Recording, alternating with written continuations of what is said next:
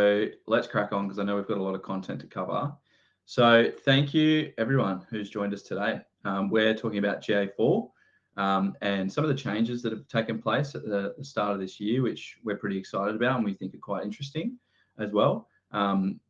Personally, I think these are some of the bigger changes that have happened since, I guess, the UA to GA4 migration. And it feels like there's a bit of a shift in the product roadmap as well. So we're going to talk a little bit about that. So as a quick introduction, my name's Tim. I'm the head of marketing at XPON. If you've been to our webinars, you've probably seen me before. And if you are one of our customers or you've worked with our analytics team, you would also know Suman, who's our head of data and analytics at XPON as well. So he runs the whole team and manages a lot of our client relationships in this space. He is a technical wizard at GA4 and will be helping predominantly with demoing some of the features that we go through today and also helping with the Q&A. Awesome. So a little bit of housekeeping. There'll be questions, I'm sure, throughout. So please lodge them in the questions tab. There's also a chat tab. Either of those is fine. Pop them in there and then we'll have about 10 minutes at the end to go through all of those. Awesome. Let's get into it. So obviously, yeah, we're talking about GA4. And I think before we jump into some of the new features, it's really important to, I guess, set a bit of context because I think understanding where the product is and where it sort of come from is important for understanding, I guess, why these changes that we think are so important and interesting. So obviously we've all sort of lived through the UA to GA4 migration, which took place about 3 to 4 years ago. Wasn't the prettiest or most seamless transitions between different product variations, but we lived through it. And, you know, between then and the end of 2025, there's about 15 million websites that have adopted GA4 and are using it as a primary analytics platform. So that's obviously quite a large amount of web platforms using GA4. But there's some interesting research that's been done right at the back end of 2025 by Supermetrics, HubSpot, and BuiltWith that highlight there's definitely like some clear discrepancies, I guess, in how the product is being used, the ability to surface insights, and basically gather the data and the reports that marketers really want from the product. And that's sort of reflected in these few key stats that we've got here. So 41% of marketers using the platform say they can't effectively measure across multiple channels. 56 say they can't analyze their data properly within the platform, which is it's a pretty amazing statistic. And then 38% have connected GA4 to their CRM or another data source, which is actually quite a low number, we think, when we sort of expect the majority of users to have, I guess, broadened out the data set into their other, the other parts of their stack as well. So there's obviously some discrepancies in how the product, I guess, was intended to be used and adopted and then how marketers and businesses are using it. And I think these insights have helped sort of shape the product direction, and the features that have been released in the last 2 months by Google, we think showcase that they're sort of listening and they're sort of adopting and adapting the product to better serve the user and also broaden out the capability and the use cases that GA4 is actually good for. So with that context, I want to just quickly introduce the features that we're going to talk about.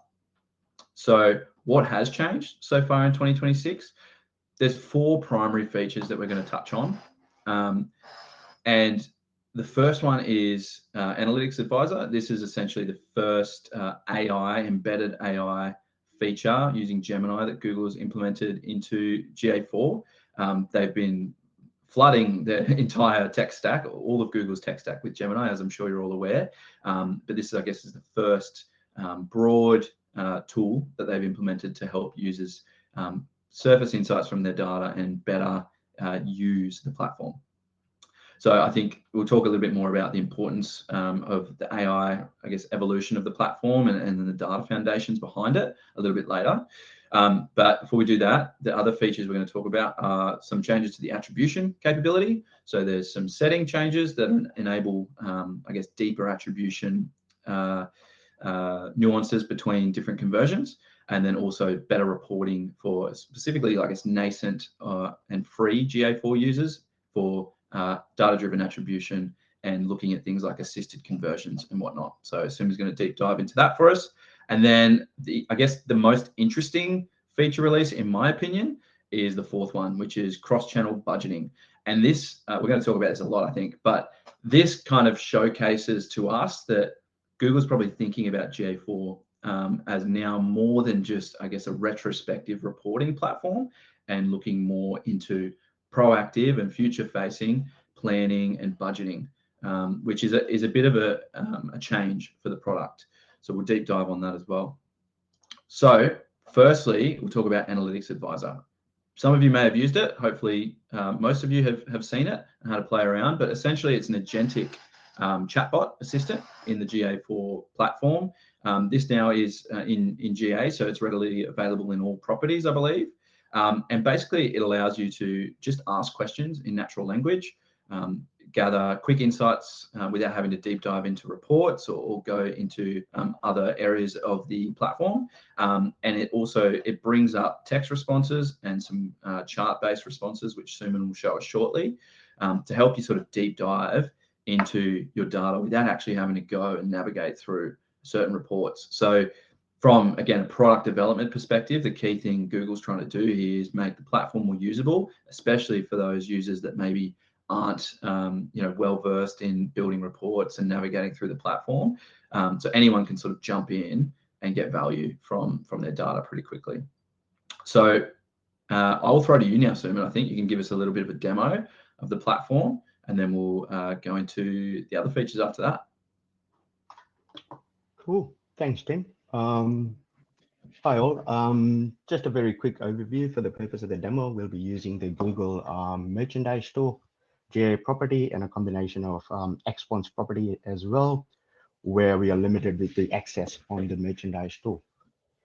So as mentioned, Analytics Advisor brings Gemini directly into GA4 to act as your smart assistant.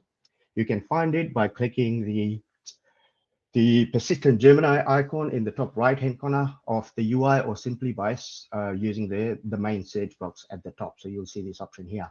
For the purpose of the demo today, we'll click on the icon really. Random questions will populate when you first open them. As an example, these questions do change each time the user opens the chat out here. Then users can provide feedback using the 3 dot points out here as well. Because it's in beta, the Google team is requesting a lot of feedback from the users to really bring this or evolve this feature within GA4. So you can use that by providing this feature here.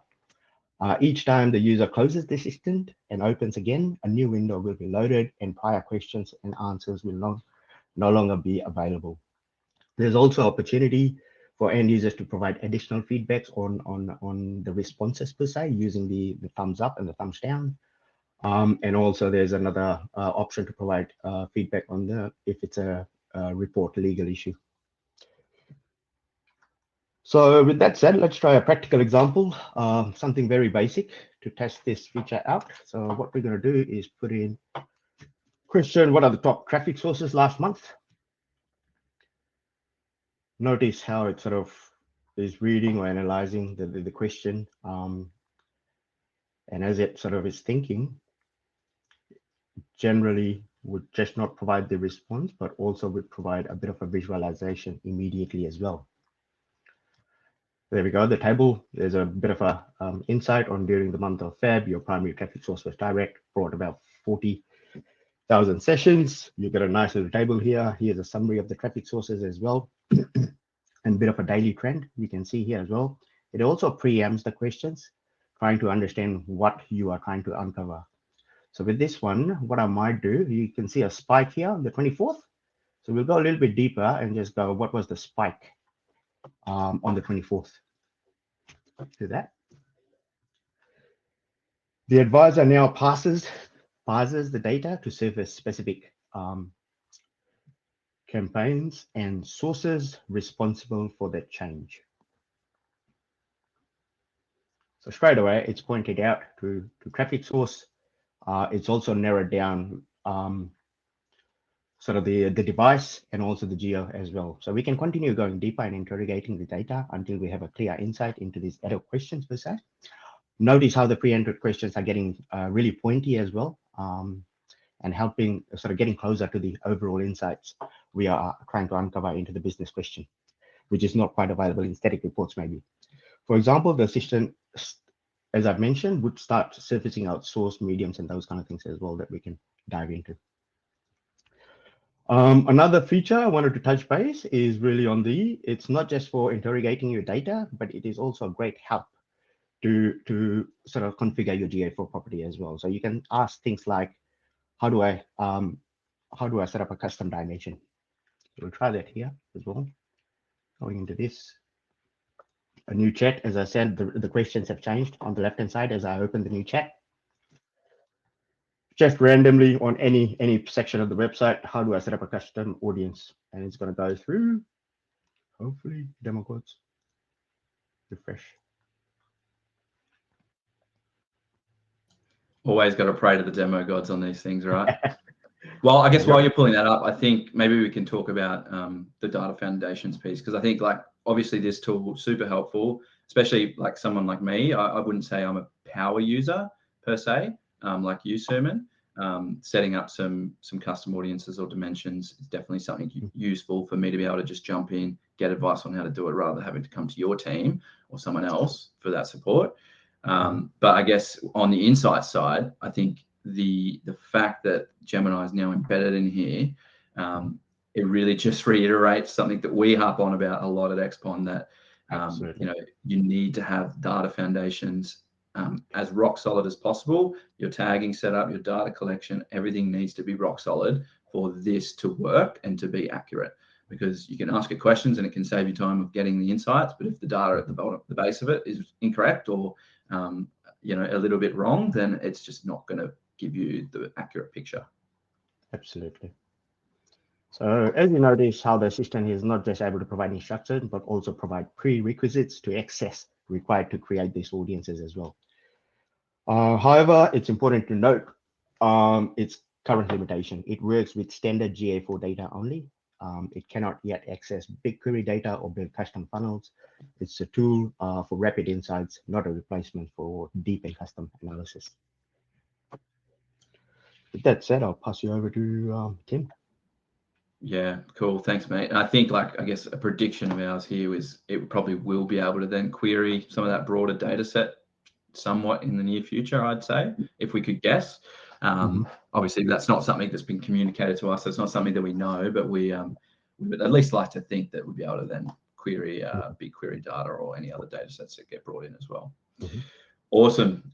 Cool. So we've kind of sandwiched the less sexy features with the cool stuff. So Gemini on one end and the cross-channel budgeting on the other end. And in the middle is some of these attribution improvements. They are valuable and they're interesting, but they're not as sexy, I'd say. So there's been two key new feature releases on the attribution side of things. And like I said earlier, I guess the value that I see particularly is probably for the more nascent user and predominantly GA4 free users. I think would get the most value out of this. So previously, I guess before these feature releases, there was two challenges. One is conversions were all, I guess, set up in the same way for attribution. So the look back windows were the same and the attribution models applied were the same. And then all reporting essentially was last click. So now there's been two changes, obviously the reverse of that. So there's now the ability to adjust the settings for each different conversion type. And thankfully, Suman's on the call because I couldn't even find how to do this morning when I was trying to do it myself. And then secondly, there's some new attribution reports, which are pretty awesome, especially for looking at assisted conversions and setting up a cross-channel attribution report for someone who maybe doesn't have MTA or a more robust attribution solution already. So it's quick, easy way to get cross-channel attribution configured. I'll throw to you, Suman. You can show us what it actually looks like in the platform. Cool, thanks. 1 second, share my screen.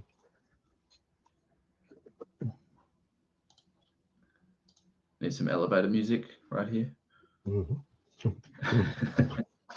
There we go. Let me know when you guys can see my screen. Good. Okay, so you'll find this setting in the advertising section. This is aiming to bridge the gap between analytics and Google Ads. So we'll start off in here. you'll go in, you'll find the setting in the conversion management section, where we can create conversions directly from GA4 events and push them into Google Ads in one workflow. So we'll dive into this. I'm demonstrating Merch Shop at the moment. As you can see, it's fairly limited where I cannot click on certain things. So for the purpose of this demo, I'm just going to move into the XPON's conversion management just to demo how it works. So the real game changer here is the independent configuration. So previously, with one attribution model applied to everything. Now I can click into a specific conversion like purchase or form submit and set its own attribution window and counting methods. For example, I might have to go in here. This is the settings to go into. Very quickly, you can now see side-by-side comparison of how the conversions have been configured in GA4 versus Google Ads. Once you click on this, you'll come into this screen where you should be able to change the counting method for each individual conversion. Also increase the click-through conversion windows for the different conversions. As an example, for newsletter sign up, we might reduce it to 30 days. For purchasers, we might make it 90 days as an example. So and once you make these changes, like if you change, for example, on this setting here, sometimes depending, because it's still in beta, you might see a little flag that you've changed your window to 30 days for this conversion, and it's kind of different to, there we go, it's flagged 30, 90 days. So it's different, it's highlighting the gap very easily for users to identify that and realign based on their configurations. So just to set the expectation here, while this gives us immense control, keep in mind that some settings like the counting method might still be locked for editing within GA or Google Ads once they are shared from GA4.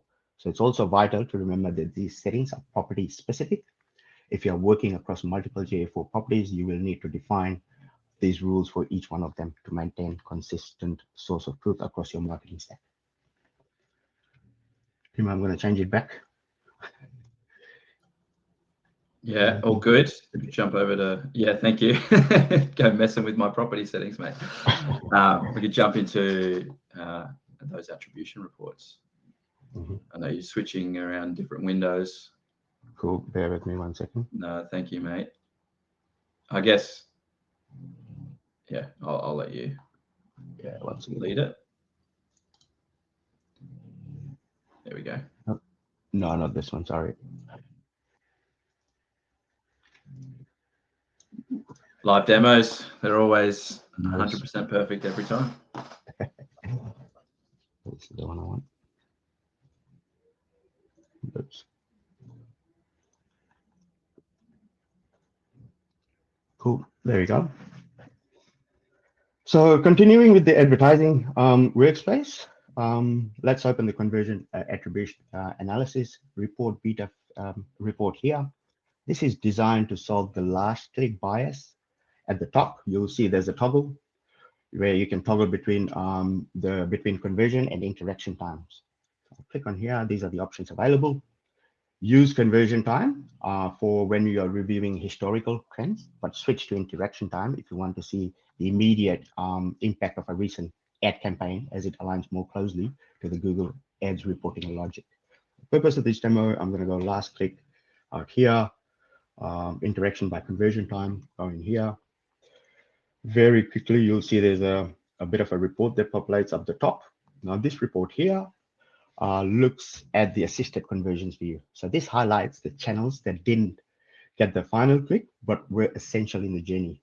So if you look at our page search here, for the date range here, you actually, if I make it last 90 days. Some of these will have assisted conversions, but low direct conversions. So without this report, we might have to cut the budget depending on just based on last click attribution. So this gives us the opportunity to now check the refined funnel analysis, automatically recognizes, categorizes touch points into early, mid. Actually, let me go back. Starter driven conversion here, apply here.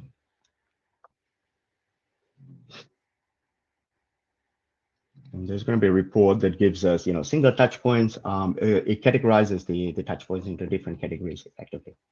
So we can now see exactly which campaigns are closer and which are introducers per se. This data then allows us to defend the spend on the awareness heavy channels like videos, etc. Remember, this report relies heavily on the data-driven attribution within GA4. If your property does not have enough conversion volume for the machine learning model to kick in, you might see simplified data. Also keep in mind, eye on the unassigned and cross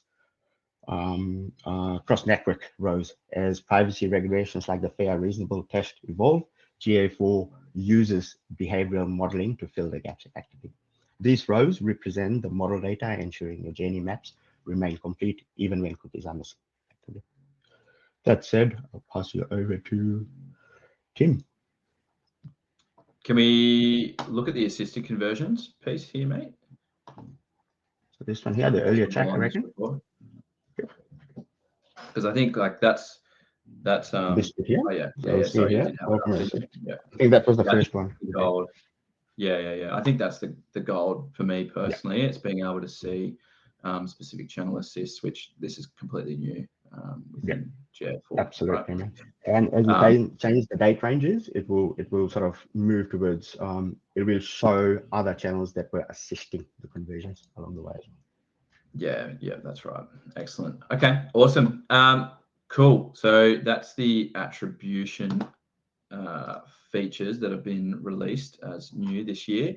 And I think the fourth one, like I sort of alluded to in the introduction, this is to me the most interesting, not only from, I guess, the capability it unlocks, but the fact that it shows, I guess, a shift in thinking, in my opinion, around how Google is, I guess, investing in the product and how they might be trying to broaden out the use cases and the value that GA4 can bring to marketers. So basically what they've done, they've enabled a new cross-channel budgeting feature and report, and you can basically run scenarios. You can look at, if everything stayed the same, what is our predicted conversions and performance over time, and not only predicted conversions, but also revenue. And then it also allows you to do scenario planning and variations of where budget gets pushed to by channel. And I guess the key thing that enables this to work really well, and it makes it valuable, is another new thing that they've done is allow direct integration with your activation channels, your media channels, so that you can actually pull in historical performance data and budget and spend data as well. So, tech platforms outside of the Google stack, which would usually not be integrated within GA4, so things like LinkedIn, TikTok, Snapchat, they're all now available to be integrated into GA4. You can bring in that performance data, that spend data, use your conversion data within GA4 as well, and be able to then forecast the predicted performance based off different budget allocations, which is a completely different way of using GA4 than in the past, where predominantly is retrospective analysis of web and mobile performance. I guess it broadens out the platform from just past to future and forward facing. So I'll let Suman jump back on the tools and actually give us a little look at how it can be set up and how it works. Cool. Once again.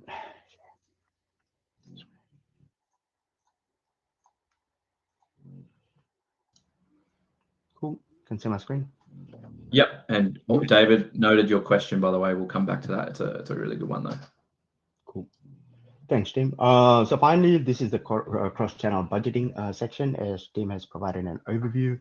But this is more to answer critical questions like, is my spend on track? How many future conversions are forecasted based on my planned spend? And how should I allocate my budgets to maximize my revenue or ROI? So you'll find this in the advertising section, yet again, under budgets, an overview which provides the most recent plans. You'll see data sources, integrations, which Tim has alluded to, For the purpose of the demo, we are using the merchandise tool, but you can see options out here where you can import data from say Meta, TikTok, etc. And also you've got actions to do manual integrations if there's a need to. This feature here is to build to get us out of the static spreadsheets and dive into live performance modeling. To get the most out of this, you'll first want to ensure you have all the integrations are in place, which we've talked about. But let's look at a projection plan. So we'll dive into the projection plan section. This uses the last 12 months of data to forecast where your KPIs like spend, revenue, ROS will land by the end of the month. So for the purpose of this one here, we will just dive into this screen, which I've just started playing around with. So this is where it'll starting screen. You'll see the dates out here. I can't change with the demo with the merchandise tool, but still being able to demonstrate the feature. So you'll see a bit of a recommendation depending on the options you choose here. Let's go say Q3 plan. And we'll go next quarter. It's Q4, sorry. Next quarter. Okay. This then gives us the opportunity to look at projected based on the last 12 months of data, what you're projecting. You can also toggle to set up target conversions. So if I toggle this to go 8,000, 800 or 8,000, you'll see it's up here. Just gives you the projection of your current spend and what it would project to effectively.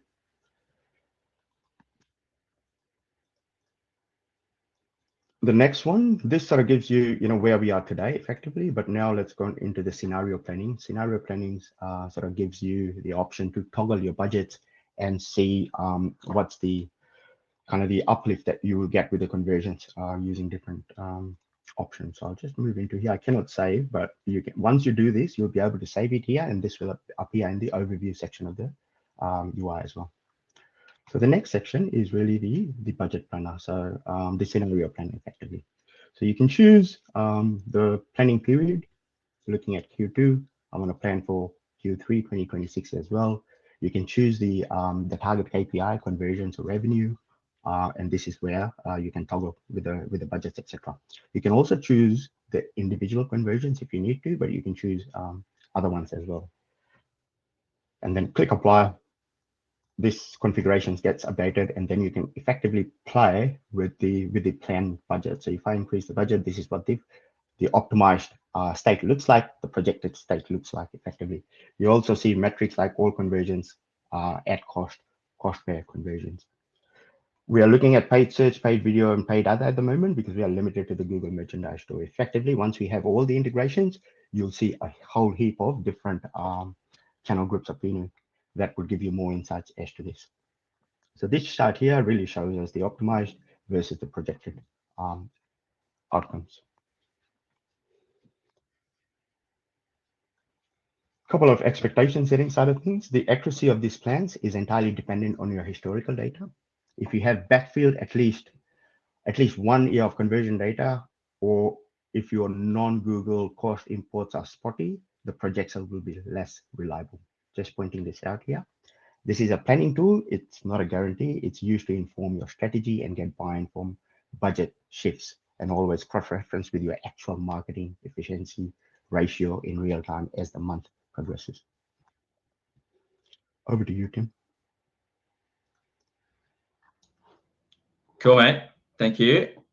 Very cool that we can now do that, I guess, forward-facing planning in GA4, specifically for marketers. I think that budget planning and scenario planning is, super useful to be able to do that in a platform rather than maybe in another tool or in a spreadsheet even. So super valuable. I think just wanted to throw to this slide, which is one of the closing slides, where I think one of the core messages I guess we want to get across is obviously these these sort of new features and tools are in beta. So they're definitely not perfect yet. And the product team that we liaise with are constantly asking for feedback. So I guess our key message is jump in, obviously try and use them, see if they're adding value to your workflows and within your current sort of data stack, if you can use the features embedded within GA4 rather than maybe another tool that's expensive or whatnot.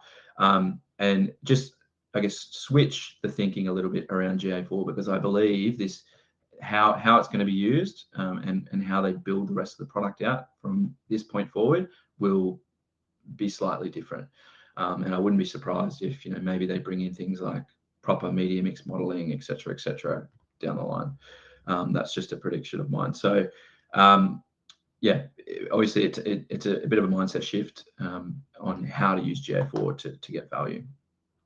So that's kind of the same thing. Obviously, we're a partner of Google. We're not selling, but we do offer, you know, complimentary sessions to basically run through any measurement challenges you're having and run through either platform specific data challenges and measurement challenges, or more broad, you know, marketing measurement challenges as well. And we've got about 5 spots left in the March and April cohort for these strategy sessions. So if there's anything, I guess, that you're uncertain about, or either within GA4 and the way that your measurement and your data collection is done, or within the broader marketing measurement landscape, this is a really good way to get some, I guess, expert advice and guidance with, I guess, no strings attached as well. So if that's of interest, please scan the QR code and jump on one of the calls with us. Otherwise, we'll go to questions. There are 2 questions in the chat, so thank you, David and Romy. So first one from David is, has anyone in the industry checked whether the AI generated insights are actually accurate? And now, David, I'm going to assume that's regarding the analytics advisor. My initial answer is I've played with it only maybe 4 to 5 times. I have personally checked every single time within the reports whether that the insights that it surfaced for me were accurate, and they were every time. But I will caveat that with the fact that I wasn't going too deep and too complex, so I can't really speak for a more, I guess, complex data query. Suman, what's your take on that question? Good question. Effectively, I had a bit of a play as well, alluding to the fact it is in beta at the moment. There has been Google team has indicated, you know, there might be, because it's in beta, there might be investments in the future. So effectively, to answer your question here, one of the questions I had initially when I was testing this out last week is around, give me the total number of users for the last month for by channels. So effectively, the first answer it gave me, it looked at the last 28 days. So that was a bit of a hit and miss. But the follow-up one, it actually answered correctly. So David, just to answer your question on that one, there's little nuisances. It's growing, it's evolving. For basic questions, it's accuracy-wise, I've tested it out. It's on spot with metrics and those kind of things. But I think with more complex investigations, with additional metrics and dimensions, that's when we might have to explore a little bit more. I think one thing that's missing, from my opinion, as a practitioner in this industry for a number of years, is around getting context. So if you know the property side, looking at analytics advisor on a GA4 property for a retail website, to a publisher website, to a travel website, for example, it needs context to define those events for a retail website. So that's the missing piece, and I think that's where work would need to be done to provide a lot of context to the advisor, or for ML or AI to work. And to Tim's point earlier on, it goes down to the foundations of your tracking as well. Awesome. Thanks, Suman. And then second question, are the attribution tools in beta phase? So yes, they are. So I guess that's the first answer to that question. And then, or are they accurately tracking? Plus, given the EU restrictions and iOS limitations, does GA4 assign more credit to Google Ads as well, given it's in the Google platform? So there's a few different, I guess, parts to pull out of that. So yes, beta phase, absolutely. Are they tracking accurately? Like, I guess it depends on the definition of accurately. The EU restrictions and iOS limitations, that is just a constant, I think, now across all measurement platforms, protocols. I don't think there's any solution in the world that's 100% fixed the attribution gap and the signal loss that's created by those tech changes. So the same goes for this new attribution reporting. And I think that's the key thing, right? It's a reporting change in GA4. It's the ability to now spin up the reports. The models underlying the reports, Suman, this is where you can correct me if I'm wrong, but the models underlying the reports have been in the platform. It's the reporting, the ability to pull up those reports and spin them up quickly and actually see the assisted conversions in a nice report view. That's the big change, right? Anything you want to add to that? Because you're the expert here. Attribution in GA4 is it was a bit of a black box. What they have done by providing this assistant conversion is a bit of an insight on how these touch points are contributing as assistant to the conversions overall effectively. Okay, cool. And then the bias towards Google Ads, do you want to comment on that at all? Do you have an opinion on that? I'm not too sure, man. I mean, it's kind of hard to unless you see under the hood of what's actually happening. Bit of a black box for us. Bit of a black box. That's what we've sort of identified. That's why XPON has got its own attribution model where we are very clear on the touch points and the signals effectively. Yeah. So that's definitely, I guess, not a limitation. It could be perceived as a limitation, but we can't confirm whether or not there is bias there. But I guess, to your point, Suman, like with most of our customers where we're doing attribution, we're either running various models or different tests to basically nail the accuracy and ensure that there's confidence and a lack of bias. Yeah, absolutely. Awesome. Okay, great. Maybe, it doesn't seem like any more questions have come through, but you can obviously contact us either via our website or, even you can hit Suman and I up on LinkedIn. We'll respond to you, of course. So if there's any other questions after the webinar closes, please let us know. Otherwise, thank you so much for your time. Appreciate this. This is lunchtime for a lot of people today on Thursday. So thanks for joining us, and we'll speak to you all soon. Have a great day. Thanks, Suman. Thanks all. Bye.